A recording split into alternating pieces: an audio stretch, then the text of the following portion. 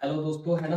आपका बहुत बहुत स्वागत है हमारे सेशन जस्ट 5 मिनट सेशन में, जिसमें हम 5 मिनट में कुछ ना कुछ अच्छा सीखने का प्रयास करेंगे, बहुत ही बेहतर सीखने का प्रयास करेंगे और एक कॉन्सेप्ट को सीखेंगे। उसका हल्का सा इंट्रोडक्शन होगा कि घातांक एवं करणी का या फिर शॉर्ट्स एंड इंडिसेस का, एक्सपोनेंट एंड पावर का हम यूज करेंगे।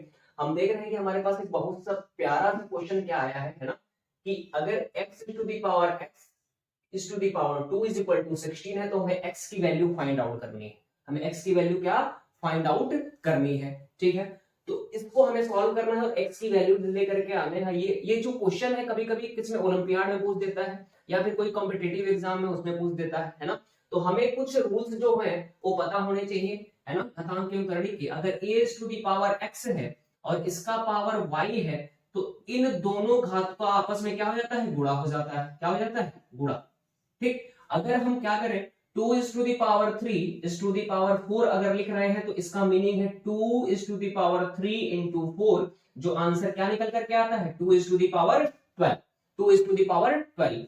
और एक दूसरा रूल होता है जिससे मिलता जुलता, a की पावर x की पावर y, उसे क्या करना पड़ता है, पावर को सॉल्व करना पड़ता है। If you are having 2 is to the power 3 is to the power 4, then we have to find out first what is the value of 3 is to the power 4। तो 3 is to the power 4 की जो value होती है 3 is to the power 4 की, उसका value क्या होता है, 81। तो इसकी वैल्यू कितनी हो जाएगी, 2 is to the power 81। तो हम देख रहे हैं कि दोनों में क्या है, डिफरेंस। दोनों में क्या है, डिफरेंस है। अगर a to the power x bracket करके हम y करेंगे तो पावर्स का आपस में मल्टीप्लिकेशन हो जाता है। अगर क्या है, a to the power x to the power y है, तो 2 is to the power 3 to the power 4 हो जाता है। तो यहां से हमारा क्या है, 2 इज टू दी पावर 81। ठीक। तो ये दो रूल्स हैं किसके के, घातांक एवं करणी के या फिर शॉर्ट्स एंड इंडिसेस के। अब हम क्या करते हैं, हमारे पास क्वेश्चन क्या है, बहुत प्यारा सा क्वेश्चन है कि x to the power x की पावर 2 इक्वल टू 16 है ना। तो हम क्या करेंगे, अगर दोनों साइड हम स्क्वायर कर देते हैं, if you are squaring both sides, if you are squaring both sides, squaring both side, squaring both sides, हमने क्या किया, दोनों साइड्स क्या कर दिया, स्क्वायर कर दिया, वर्ग कर दिया ऑन स्क्वायरिंग बोथ साइड। तो हमारे पास ये क्वेश्चन क्या बन जाएगा, तो x की पावर 2 और इसे हम किससे कर देंगे, टू दी पावर 2, और इधर क्या हो जाएगा 16 इज टू दी पावर 2। हम ये नहीं कर सकते कि x is to the power x की पावर 2 की पावर 2 नहीं कर सकते। क्यों, क्योंकि अगर 2 इज टू दी पावर 2 करेंगे इसका मतलब हम केवल 2 का पावर कर रहे हैं। लेकिन हमने क्या बोला, एलएचएस में ये पूरी की पूरी क्वांटिटी है, एलएचएस में पूरी की पूरी क्वांटिटी है, आरएचएस में पूरी की पूरी क्वांटिटी है। तो हमें जो ये पूरी वैल्यू दे रखी है, जो ये इधर का पूरा वैल्यू दे रखा है, इसका स्क्वायर करना है ना कि 2 का। अगर हम ऐसे कर देते तो इसका मीनिंग आ जाता है कि हमने 2 का स्क्वायर कर दिया। हमने किसका स्क्वायर कर दिया, 2 का। जैसे यहाँ पे अगर 3 टू दी पावर 4 था, तो 3 टू दी पावर 4 क्या हो गया, 81। तो हम ये नहीं कर सकते। इसके बाद हमने इसमें ये वाला रूल लगा देना है, कौन सा, कि a to the power x की पावर y क्या होता है, a to the power x into में y। ये वाला रूल इसमें अप्लाई कर देना है। ठीक। अब हम देख पा रहे हैं, इसको हम क्या लिख सकते हैं, x की पावर 2 इंटू में क्या, x to the power x is to the power 2। कोई समस्या है इसमें, नहीं। और इसको हम क्या लिख सकते हैं, इसको हम लिख सकते हैं 4 इज टू दी पावर 2। 16 को हम क्या लिख सकते हैं, 4 इज टू दी पावर 2 की power 2। 4 is to the power 2 की पावर 2। कोई समस्या आ रही है, नहीं। 4 इज टू दी पावर 2 क्या होता है, 4 इज टू दी पावर 2 क्या होता है, 4 इज टू दी पावर 2 होता है 16। 4 इज टू दी पावर 2 क्या होता है, 16। ठीक है। अब हम क्या कर सकते हैं, इसको लिख सकते हैं क्या, अगर हम इधर ही लिखना चाहें, अगर विजिबल हो तो आप देख सकते हो x to the power 2 into में, इसका मतलब क्या है, इन मल्टीप्लिकेशन, है ना। अगर बीच में पॉइंट लगा होता है तो इसका मतलब होता है मल्टीप्लिकेशन। ठीक। तो इसको हम लिख सकते हैं क्या, x is to the power, x is to the power, है ना, 2, और इसका पावर क्या, x स्क्वायर। इसका पावर क्या, x स्क्वायर। हम क्या लिख सकते हैं, x टू दी पावर 2 का पावर x स्क्वायर। अभी भी तो ये मल्टीप्लिकेशन में है, अगर ये वाली आइडेंटिटी हम लगा देंगे।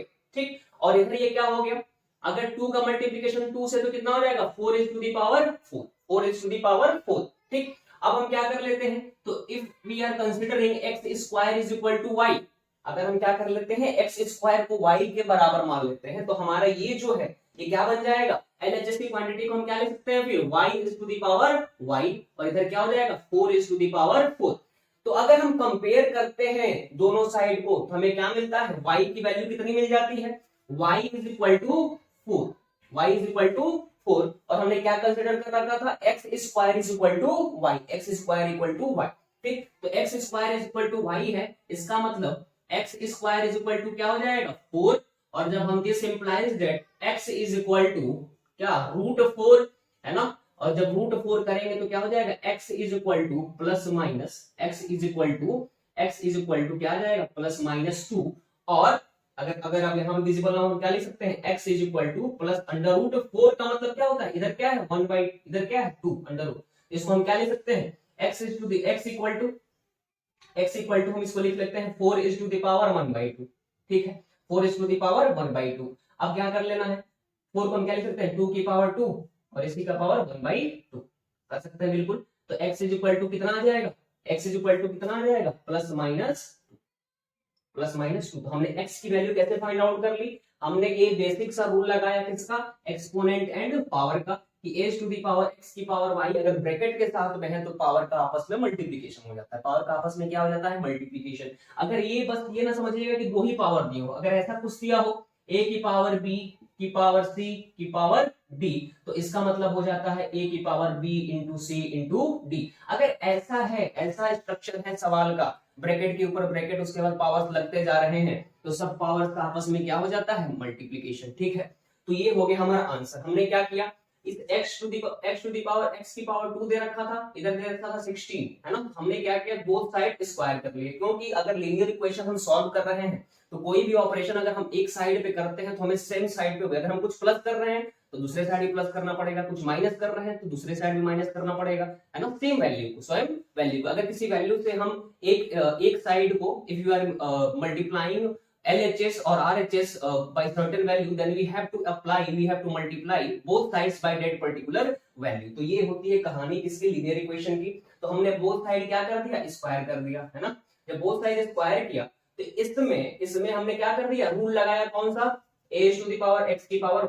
हम ये क्यों नहीं किए क्योंकि अगर हम 2 की पावर 2 लिख देते तो इसका मतलब वी आर स्क्वायरिंग जस्ट 2, हम केवल 2 का स्क्वायर करते, लेकिन हमें क्या करना था पूरी की पूरी क्वांटिटी का स्क्वायर करना था, है ना।